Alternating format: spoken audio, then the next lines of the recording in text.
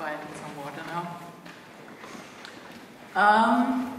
Yes, that's the title for my presentation that you probably read in the program and thought like, well, that's the same thing. I'll explain what I find different in these two ways of describing this topic. I didn't really get what Gayane said right now, but maybe she said that I'm from Germany. I'm from this corner of Germany. Not every designer comes from Berlin, but every French designer comes from Paris and every English designer comes from London, but in Germany it's not as centralized. And Saarbrücken, this is where the dot is an art school where I teach typography and everything else about communication design. And to my very positive surprise is not that just I traveled here to Moscow, but you also imported some very useful German words. For instance, my favorite word, Schrift, which is something that I think the English language absolutely has to adopt, because there's no word that handy as Schrift, because it can describe a typeface, it can describe writing, it can describe a writing system, and I'm tempted to use Schrift now, but I will not do that. So I'm going to talk about typography on the web as opposed to web typography. That fits pretty good with the talk that was previously, because I think it's about typography in general, and that we should not focus on the medium or the technology so much, because that is changing all the time.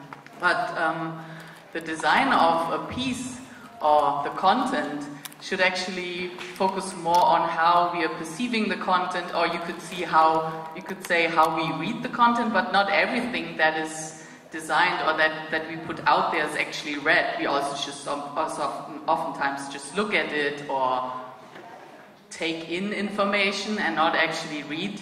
And a very influential work or book for me, I don't think that it's translated in anything else than it's just available in German, is a book called Lesetypografie, which is like reading typography von Hans-Peter Wilberg, which I read in the 90s when I started out. And it describes the different methods of reading, or how we perceive the content, and how this influences the design. And I think if you just pay attention to this, then it's very easy to translate typography to all kinds of different media, like for the screen, or you also don't have silkscreen printing typography if you design a poster, but you have different aspects you have to pay attention to regarding the technology, and especially how people are looking at a poster or a book or something.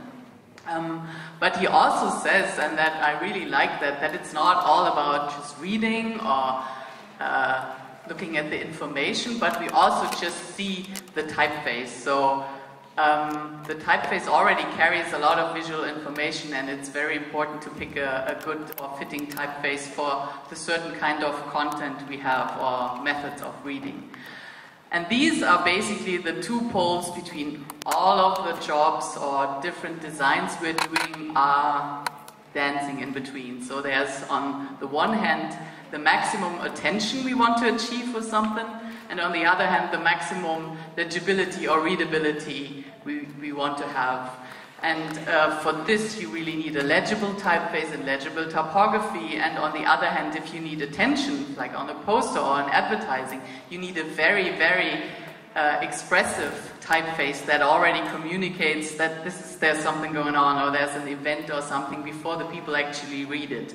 So these are the extremes, of course, and there are extreme characteristics connected to these, and everything else is like a mixture of that. I'll explain a little bit about this. But in very short and abstract, you could say design for attention deals with readers that actually don't want to read, or read very shortly just, or are distracted all the time. It is often not really essential content, apart from maybe signage or something. And you usually have a reader who doesn't want to read, as I said. And on the other hand, like for a novel or extensive reading, you really have to pay attention to readability. The content is often much more important, or this is when you have to pay attention to it. And you have a reader who wants to read it or has to read it and is not as easily distracted or moves on. And these are, for instance, some pieces of work that could be connected to that, like this designing for attention is, of course, advertising that we don't even want to read or probably never read, but also something like a logo or packaging or book covers that are more in the direction of attention and need more expressive typefaces and typography. And for instance, a novel is something that we don't want to be distracted at all and don't pay attention to the design. We just want to pay attention to the story. Or also correspondence, we really need to read the content here, and it doesn't have to be in a fancy typeface when I'm reading my email. But of course there are so many different things in between, like signage, you really have to see it, but it also has to be really legible. So this is just like the extreme poles we're talking about. And this is the material we're talking about. That was also mentioned before. The typographic parameters, this is what we are using to decide or to manifest all the things that we decide. And this is also what sets typography apart from lettering or calligraphy, because we can assign values to these parameters, and then if I write down what exact typeface, in what size, in what line length, line spacing, blah blah blah, I can send it to you, and I can send it to someone in Berlin and someone in New York, and they can produce the exact same column of text or design.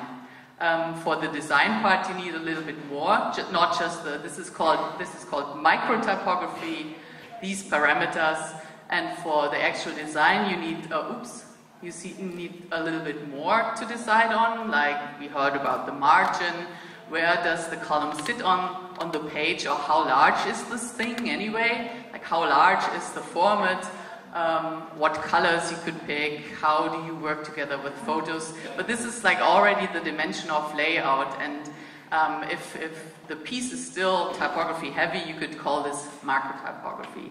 But here you cannot make these abstract information or these abstract decisions so much anymore, like in the typographic parameters.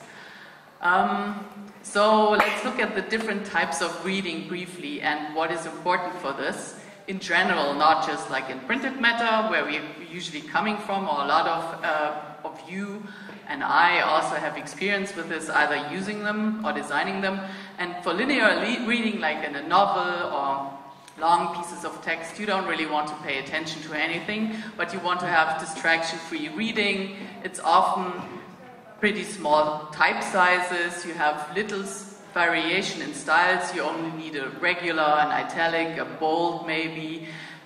You have a little emphasis in the text, you maybe have just a subtle difference between the paragraphs, and everything is very even and distraction-free, as I said. And you're probably dealing with someone who really wants to read this, so he's not going to put it away after the second sentence or is distracted by a different story. That doesn't have to be one even column of text. This can also be really pleasant reading experience of a story. So I don't want to be dogmatic about this is the line length everything has to be, or as we saw Chicholt with the margin. I think this can also be a comfortable margin to read if you have at least some space to frame the column on. And if you look at this on the screen, the parameters or the important things are basically the same. This is one of the most hyped, I would say, websites currently that are like prides itself for very readable design. This is called Medium, and everyone can post their stories or essays there. And they really think that they have the ultimate legible design on the screen, and I think they're coming pretty close, but you see very similar things. I also have some critical things about this design to say, but I don't want to impose my opinion so much on you. But what I see different, for instance, is that on the screen you often separate the paragraphs by a full line, a white line, and not just an indent as in the printed matter. And if it's very structured, that could get already very distracting and falling apart. For instance, this is not really comfortable to read anymore, I think. And What I also find an issue with this website, you will probably not see this really on the big projector here, but is actually the rendering of the typeface. So since this design for long distance reading is almost solely made up by the type choice, you really have to pay attention to very, very legibly rendering or well-rendering typeface on screen, which is also well-rendering across all the platforms. I mean, sometimes you design for just designers who are probably all using Mac maybe, but if you designing a general website, there are also probably a lot of PC users who have an old system or something and might not see the typeface as nicely as you design it on the Mac. And the problem I have with the medium decisions is you probably cannot really, can you see the difference here? No, between these two?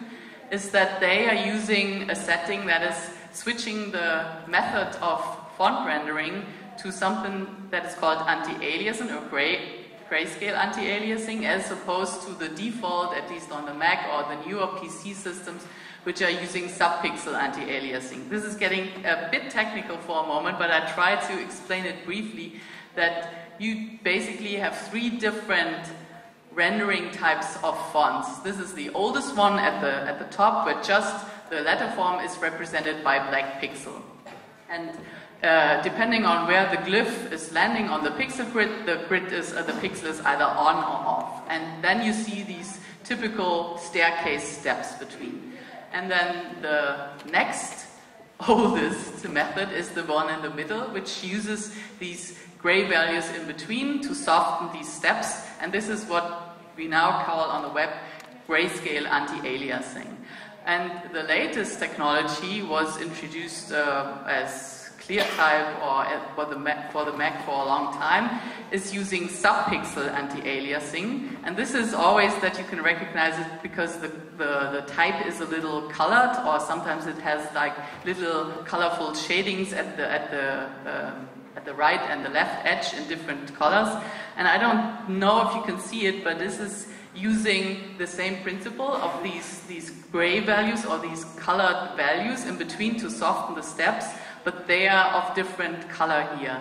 And this comes by, because a pixel is not actually a square pixel on the screen, as you probably know, but made up of 3 oblong pixels next to each other in green, red, and blue. And this technology uses every one of these third pixel individually, so you can switch them on or off. But this is only working in this direction. So you have 3 times as high a resolution in this direction, like in this direction, but not in this. But the point is, at least, you have more pixels to display the fine details of your typefaces.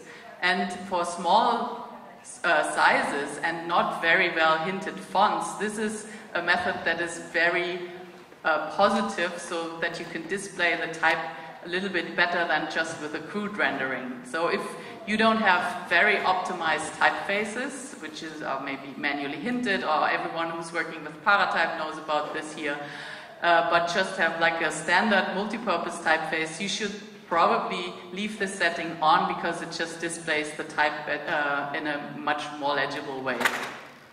This is the same principle, but without the colors. I don't want to go too deep into this now.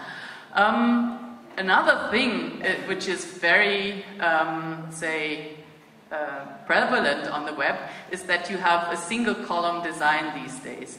And sometimes, because the designer maybe doesn't have any other idea apart from this single column, you end up with very large text, because if you just put in a small single column on the page, then there's just nothing on. So you have a huge iMac or screen or a 25-inch display, and there's this huge column of text in the middle, which is almost too large to be legible in my view.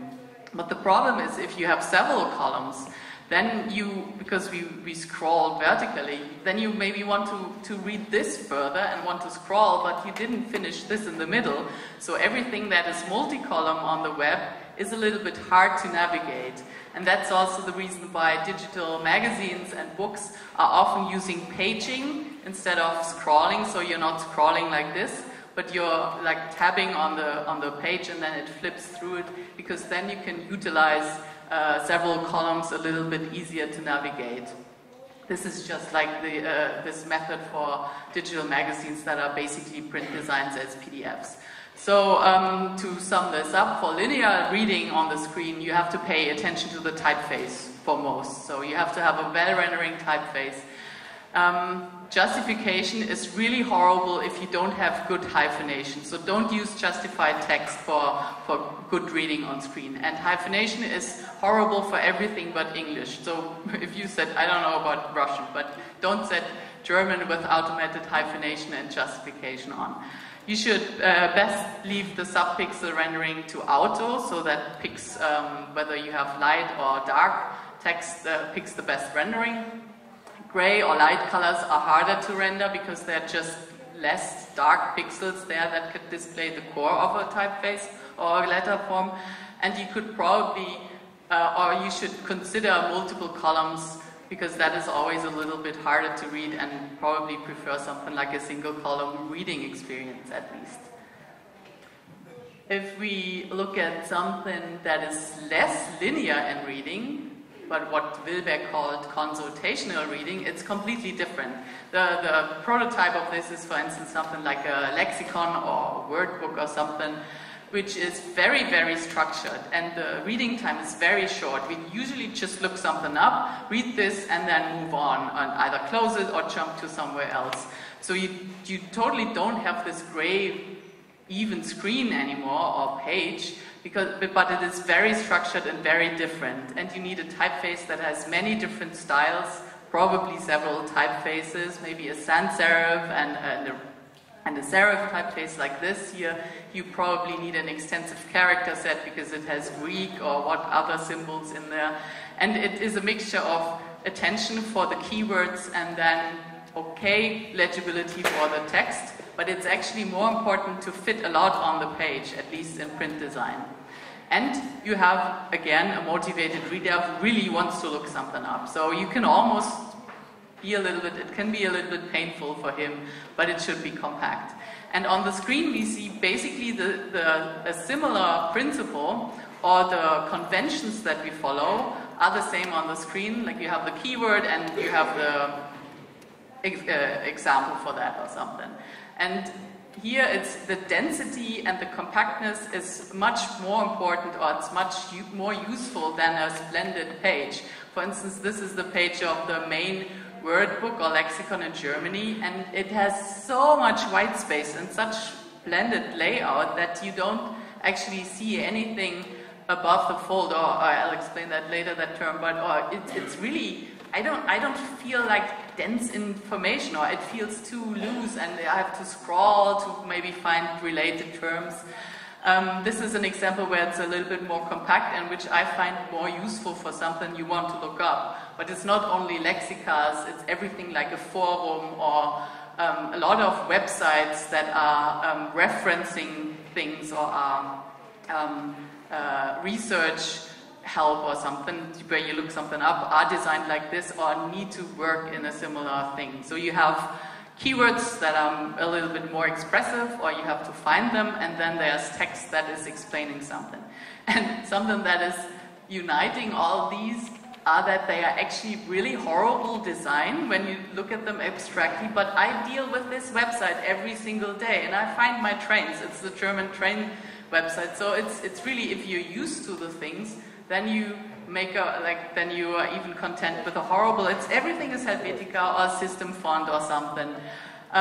One thing that you should pay attention to in a design like this, or what is an issue with Wikipedia, for instance, is that there's of course a lot of structure, but there's also long text. And a problem with different sizes in Windows is that you could also see Wikipedia pages like this. So if you have deal with something like this, or any website actually, is, I don't want to tell you what the ideal line length is, but set a maximum line length, so that you just max out at something like maybe halfway here, and then display white space left and right, so that you don't have such a long line anymore. But of course, this could be really improved. And for instance, for Wikipedia, there are several apps for tablets or also websites that pull the same content for Wikipedia, but design it in a much more approachable or readable way. This is one example designed by Frank Rausch. It's called Das Referenz, which is exactly the same content as Wikipedia, but just presented in a much nicer way with different typefaces that are a little bit more flavorful, maybe a different layout. They also have different, a more distinct design between like the keywords and the actual text. You have the good thing here, for instance, which I would like Wikipedia to implement. If you choose a different language, you immediately see the translation of the term, because this is what I use Wikipedia for also. And they fixed some of the most prevalent ugly things of web typography is that they actually use real quotes, real apostrophes, and things like that that are so easy to do and so little things, but this is why everyone thinks that web typography is horrible, or typography on the web, because you see all the wrong quotation marks all the time. So for consultational or short reading or referencing, you need, again, well-rendering fonts. Often you will see underlined links, so your typeface also needs to render well with this kind of styling. The most horrible mistake I see is that you have 4 bold or 4 italic. This is artificially made bold or slanted styles of the typeface that are not actually on the server as a web font or something like this. And you need an extensive character set, and again, the rendering is important that you test it across the browser. Informational reading, I'm not sure if I translated that term really well, or informing reading, is something between the long distance reading and the very short referencing. Like the prototype of this is a newspaper. Sometimes you just flip through it, but sometimes something interests you and then you can read for a long time, maybe like 15 minutes in a row. So it has to have, again, the features of both worlds. It has to pay it, like grab your attention. This is an article you really want to read, or this is like this is the topic of the day. But on the other hand, an article itself has to be really comfortable to read also. This is the traditional newspaper where you could, this is very easy to just read, how we call it, diagonally, like you just scan through it and you read the headlines and flip through it. And that is not as easy to translate on the web, where you could just see all the topics at once. So it's always a little hard how to deal with a home page where you want to present a lot of topics, but also want to say a little bit about what is actually in this article or something. This is a state of the New York Times, which is actually really nice because I switched on ad blockers.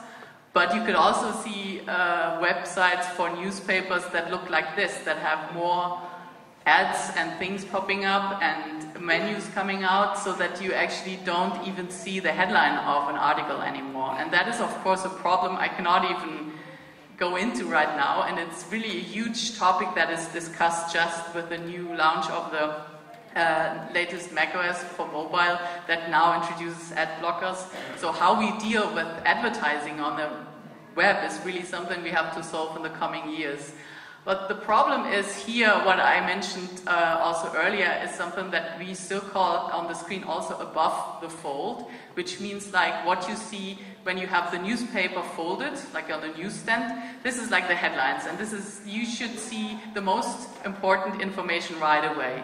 But on a lot of websites, you get something like this. I see a headline, and then I see a photo that doesn't say anything to me, but I don't see any information really until I scroll further down. And then it's much harder to get to what is the next article that I want to read. And in a newspaper, you just look at the next column, or you flip the page and see some more interesting stuff.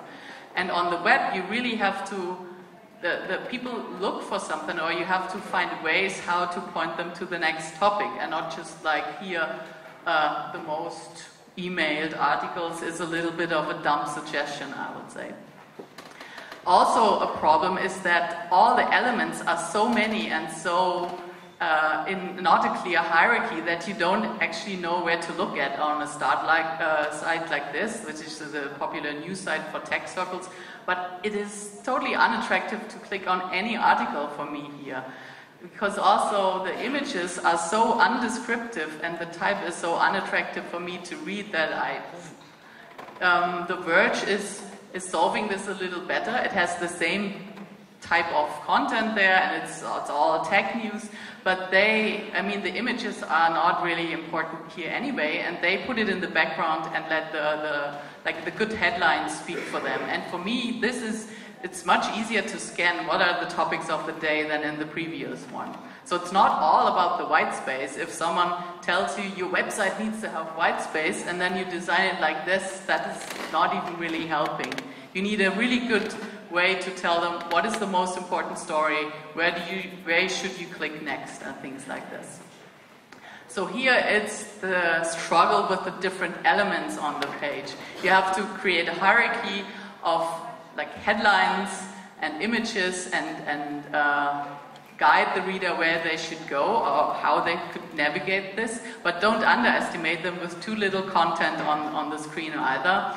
A big thing here is, of course, that you sometimes have negative text on photos or colorful backgrounds, and sometimes positive text.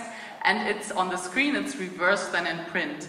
While if you have white text on a photo in print, you usually need to make the typeface a little heavier or use a heavier style of a typeface. And on the screen, since it's backlit, it's the opposite effect. So you could use maybe a lighter style of a typeface if it's knocked out. For large sizes, you could maybe switch off the subpixel rendering. This is a detail because then the large type looks a little bit crisper and nicer maybe, or just set it to auto. And use the typeface at an appropriate size. Usually you're dealing with text faces, or multi-purpose faces are usually optimized for text sizes. But if you have large headlines, they just look so dumb, so you need to maybe track them a little, or have a bit of negative line spacing at least. The last method I want to talk about is the reading experience I want to talk about is the activating or persuasive typography, the type that we actually don't want to read or don't even want to look at. And this is where there's actually no rule other than grab the attention of the non-attentive reader, and anything goes. You can use any typeface. It's very diverse, and what's interesting is that then poster design and book cover design gets really similar. Also, like the start page of a website design this is dealing with the same things, and it can be colorful. You can use illustration. You can all kinds of different styling for typefaces. And on the web, you can really make use of the huge palette of web fonts you have today to get different atmospheres across, to get different styles or in different design directions. And the thing you should pay attention most to is, again, the size. So pick a typeface that is really nice in large. And this is where typefaces which are called optical sizes or size-specific designs come in handy. This is, for instance, a sample page by Jackson Cavanaugh for his Harriet typeface, which has text styles, which are used for the text, and then the large ones are the display styles, which are much more elegant in large sizes. You can use all kinds of CSS tricks like rotating, animation, shadow, blah, blah, blah, but don't overdo it, of course, but it depends on your audience, of course. Not everything is you design, or that is what I learned. Not everything I design should be read by me myself. So here it's really almost no rules or no boundaries as long as it's fitting the medium and the audience. You could again maybe use the anti-alias setting for large sizes. Try some CSS effects, but you should check if this is working in older browsers and in older platforms as well, or at least what your audience is probably using. And here it's very important that you use the correct punctuation. So please use the correct quotes or dashes and hyphens and apostrophes, because if you make really large display typography and you have inch marks for quotes, this looks really dumb.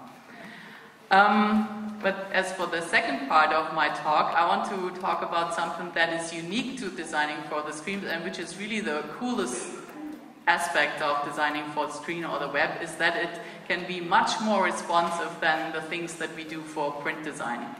Responsive in the sense of that the content can react, of course. This is that in a dynamic database-powered website, you can update it all the time, the content is always current, but also the design reacts to the reader, to the weather, to the sizing, to the format and the device.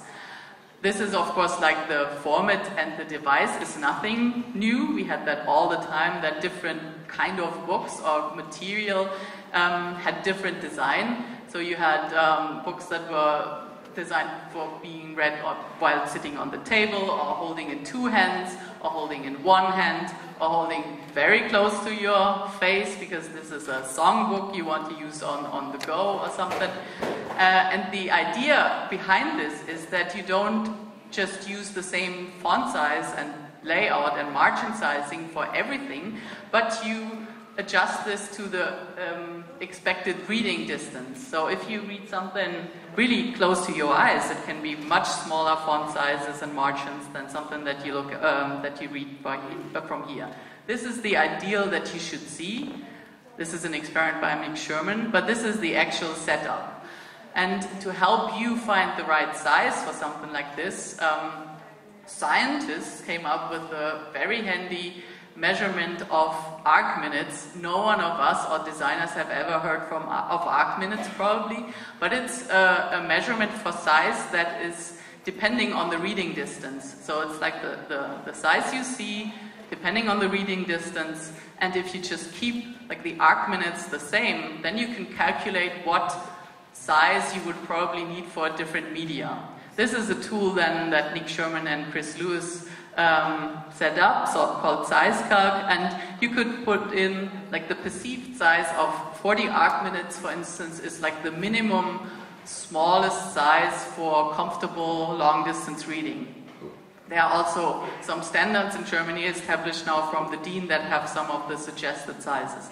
And if you see something or you read something in a 30 centimeter distance, the 40 arc minutes would be something like 9.8 points. So around 10 points is a good reading size for font size for something that you would read like from here. But if you design an exhibition, for instance, or you design poster or signage, and you want to achieve the 40 arc minutes, which are just like the minimum size, and you see this from 1.5 meters away, you actually need to set it in 50 points. And this is an easy tool to help you calculate something, of course, for physical media, like poster design or exhibition, but also for interactive media. There's also something that could use your camera and then calculates the distance of your face from the screen and then adjusts the design. For instance, if you go further away, you have larger font sizes, larger line length, larger line height. And again, if you go closer again, that scales down. But you see that it's just not scaling, but all the parameters we talked about are actually adapting. So if you have longer lines and large sizes, then you have more line spacing and also larger margins. And if this is always intertwined and is connected to each other, the longer the lines get, the more line spacing you need. If they get really short, like in a newspaper, you can set it really condensed and you need very little margins because you're just scanning like this. And this was a tool that David Johnson Ross once set up for us, that we can experiment with these interconnected measurements. There's no really good rule for this. It's just that you have to try it out and see how does it feel in the different sizes, and you just have to pay attention to the different things. So always consider the reading distance of the device you're designing for, also the audience you're designing for. If you're designing for something like the phone, then you probably have reading distances from here to here or something. And it can be much smaller sizes in font size, line height, margins and everything. If you design for someone, like today's designers have these huge screens that sit almost 80 centimeters or a meter away, they need larger sizes for all of this. And you can also do even more than just scale large or small. You can also switch different font styles. For instance, this is the first instance I knew of that A List Apart, as a popular website in the US, that uses different font styles for portrait mode or landscape mode on the phone. So this is the normal weight of Georgia Pro, or the normal width. But if you look at it in the portrait orientation, it switches to a condensed so that you can still read, like that you could get more text or more words into one line, and it's much more comfortable to read in the longer run. But I still think that the line height, for instance, is too large here. That is also not used by them anymore. But you could also use dynamic typefaces even. This is an experiment by Eric van Blokland, who used live interpolation of these typefaces on the web that are not only changing in their weight, but can also now change to extended or more condensed versions depending on the window size you have. Or you could even extend this to different things than just Latin letters, of course, that you have, depending on the window size, very different or swap designs and boxes, of course. You really should check that out. I had maybe you should write down the URL, which was just on here. Or just go to letterer.com, which is the website from Eric, and he has some really cool experiments there. And that is playing with the idea to not just scale it, but to dynamically change it. For instance, the script here is not, if you just pay attention to the middle part, you could say, oh, it's just denser, but you also see that it's extending the swashes and the E is completely different. And this is reacting dynamically to the window size that can be read out by media queries. And that is something that I find much more interesting than just scaling it large or small, depending on the window size you have. This is an example also by Nick Sherman and Chris Lewis, which uses a typeface that has 5 different widths. And now, depending on the window of it, the JavaScript behind it calculates what of the widths it should use here or pull as a typeface to even out or make these settings the best possible way. And you see that they are, like if you just pay attention to the first line, you see that how they are changing sometimes from the condensed to the extra condensed, or then breaks into the one column design here and has really wide styles. This was a demo page I designed for, or I set up for Font Bureau. The design is really boring. This is a little newsy, was it? But it's actually only demonstrating, or the website was supposed to demonstrate size-specific designs for the web or optical sizes. And my text explains what optical sizes are, blah, blah, blah. And I'm basically showing this because of this little checkbox above in the right corner. Because here in this version, you see all kinds of styles of the Benton Modern family. You see the compressed display styles for the masthead, for the headlines. You see a multi-purpose general version in the middle part for what they call deck or the intros. And you see a small-sized version below. But you don't really even notice it so much because it looks like a coherent design. But if you toggle this box, then it switches to just the general version of this typeface, like you would have in a normal website that just uses Georgia. And then you see the masthead looks horrible. This doesn't fit in the screen anymore because my code was so wonky. Then the headlines don't look expressive or catchy or refined anymore, but just bland and wide. The middle-sized stuff is of course still okay, but you see for the really small, this is falling apart. This is much too tight to be read. And this is the good thing about using typefaces that are appropriate for the correct size, that you can react, like the headlines can be very good for headlines or the style of the typeface, and the small size text can be optimized for small sizes. So this is again using all the optical sizes. If you widen the window, you can also switch from here you see this is compressed styles of the headline faces. It switches to the just condensed or wider versions as your window gets longer, and so you can really dynamically react to the setting of the screen. If you get really narrow, then it switches from the display styles to the multi-purpose sizes. And this page also explains where optical sizes come from. For instance, in metal type, every typeface had different sizes, or like every instance was differently designed, and you could not use a 72-point typeface for anything else than 72. But now we can scale it up and down, all the fonts that we have, and don't really pay attention to what the actual design was meant for, what size. So this is a comparison of Century Expanded, the typeface that was a model for Benton Modern, in all the different sizes, and you see the adaptations that were made that for small size it's much wider and much darker, the same style like the regular, and it is much coarser also in the details, and the larger the sizes get, the higher contrast you have and everything. And you can still also do this for the screen, or it's actually really good. You see the comparison in the middle between the normal size one and the small size screen version, which is almost like an exaggeration of all the features. And this R, for instance, looks horrible enlarged like this. But if you see it in the size that it's meant for, it's actually looking quite fitting to the family, and it's just rendering well. And this is explaining grades. This is maybe going too much into detail. Again, the full family, to just explain it a bit more concisely. This is all regular styles of Benton Modern, but this is not how you're supposed to see it. This is how you're supposed to see it. The display size also only in large sizes, and the ones for the small sizes only in small sizes. And then I find them fitting quite well and not as abstract.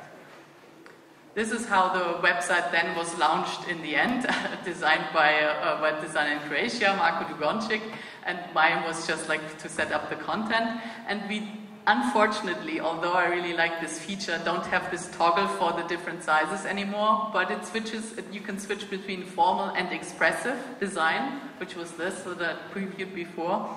And the interesting thing here is that it uses exactly the same HTML, so it uses exactly the same content, but it toggles between two CSS files. And that is also, I think, the remarkable thing that a lot of print designers should really embrace, that for digital media, the separation of content and form is much more present, or much more visible. And this is something that is very handy to maybe, as I say, to embrace, or it's an advantage, I find, and that you can maybe more play with than finding it too complicated to wrap your head around. I always explain my students that writing CSS is basically just the same as writing all the style sheets in InDesign. It's the same stuff that you write down. All the links and things I showed, I also put up a page on my website called Links. It's under this like if you go to my homepage, then there's a little link in the top right corner, or you could go to this URL directly. This is an article, an older from me, that also again explains all the optical sizes and grades again. And there's also a lot of the other stuff, like the Letterrob website that I mentioned, that have the links on there. So to sum up again, typography on the web, the things that you should do or not do is that you should definitely pay attention to the rendering of the typefaces that you're using for the web. So test them across all the browsers and platforms that are probably in use for the design that you're doing, to really see how is this typeface rendering on old Windows machines, how is it rendering on a laptop or a tablet or phone.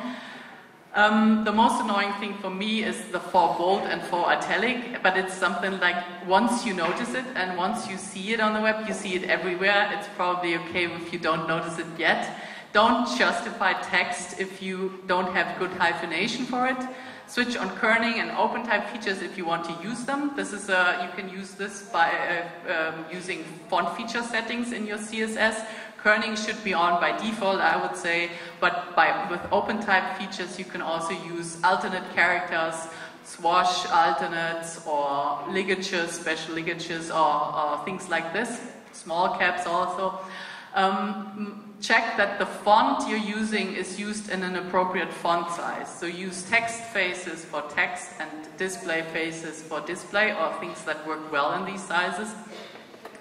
Check the line lengths. I'm not one who says it's just like 80 characters that should be in a line, but set a max width. This is really important. Always set a max width and always set a line height, because if you don't set a line height, then it's just scaling to whatever default browser measure that's there.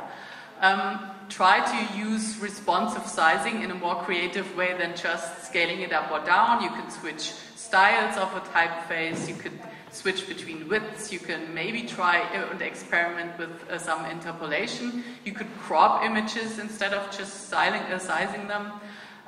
Use the size-specific variants of a family, but the most important thing that we should really do is check for the orthography and use the right quotes and the right dashes, because that is what I find is that everyone is complaining about and says that good typography is not possible on the web, and I would definitely say it is if we just pay attention enough and care enough about it. Thank you.